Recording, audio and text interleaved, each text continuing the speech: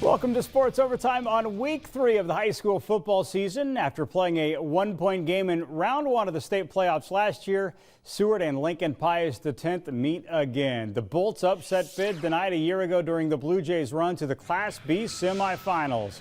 Here's the 2025 edition of the local matchup. Maddox Easley back to pass, intercepted by Brennan Burhoop, and the Hooper is good on the gridiron. The Jays with 3 takeaways in the first quarter. Colton Green takes the handoff. Green puts Seward in front 7-zip.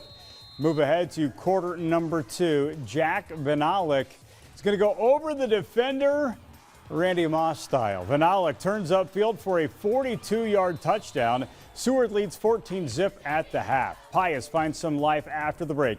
Anthony Iberg, tough running at the goal line. The Bolts make it a 1-score game, but an excellent response from Seward on the road. Kason Salyer rolls and finds Vanalik in the end zone, his second tutty of the game. Seward pulls away for their first victory of the season, 27-14. 10-11's Chase Madison has more from our Game of the Week. Well, Kevin, I'm here with 2 Seward Blue Jays, the winners of our Game of the Week. It's Jack Vanalik and Peyton. And I'll start with you, Peyton. A defensive performance by the Jays. 4 interceptions, 5 total takeaways. Just what was working so well tonight? We just kind of played as a team. Even when something would go wrong, we just keep our heads down. We keep our feet in the ground and we keep pushing. Jack, they made this a 1-score game in the fourth quarter. You come up with a huge touchdown. Yeah. Just what was going through your head on that play? That's one of my favorite routes to run. Before the play even knew, I knew Kason was going to put that ball on me, give me a chance to go catch it and make a play. So I knew it was going to happen. So this is a Jays team that's lost the first 2 games this season. You rally back to win this one and get in the win column. How great does that feel? It feels really good, but we're not even close to satisfied yet. That scoreboard, we wanted a lot more points on that scoreboard tonight. So we're excited for the win, but we want a lot more. We want a lot more. Jack, felt like you put the team on your back at times tonight. Just how does this win feel? it feels great. It's been a long time since we got that victory feeling, and got to go celebrate with the boys tonight and get ready for next week. All right, Kevin, the Seward Blue Jays are now 1-2, winning our Game of the Week here at Aldridge Field. Reporting for 1011 News, Chase Madison, 1011 Sports. Thank you, gentlemen. A few blocks away at Seacrest Field, a huge challenge awaits the Lincoln Southeast Knights. LSC gets Creighton Prep, who leads the Class A point standings, entering today. Southeast coming up back-to-back wins to start the year.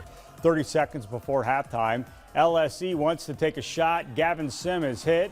Ball comes free, and Jake Brock jumps on top. Makes it a 17-10 score at halftime. Third quarter prep ball, Brock on the end around. He goes down to the Southeast 40. Then a few plays later, the direct snap goes to Angelo Walker, and Walker is a runner, and he goes into the end zone. Creighton Prep pulls away in the second half, 31-10 final score.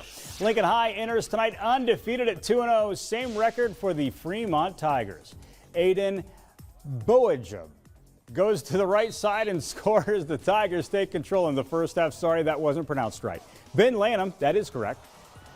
He passes the ball. It's tipped, and Fremont gets Creighton Koloff to bring it in. That's an interception. Fremont comes to the capital city and knocks off Lincoln High 42-7.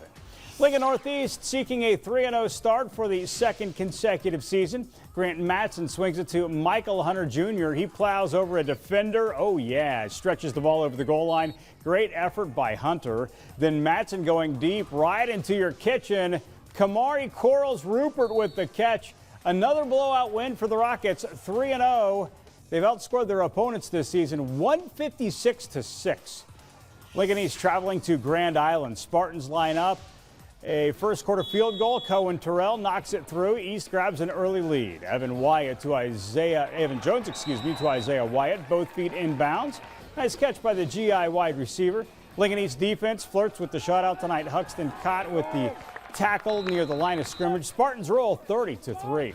Lincoln Northwest hits the road to Norris. The Titans putting everyone on notice. In Class B, they've been so impressive so far.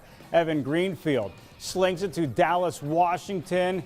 That's fancy. Norris in front 7-zip. Then Sammy Jurgens drops the pass. He's sacked by Carson Bell.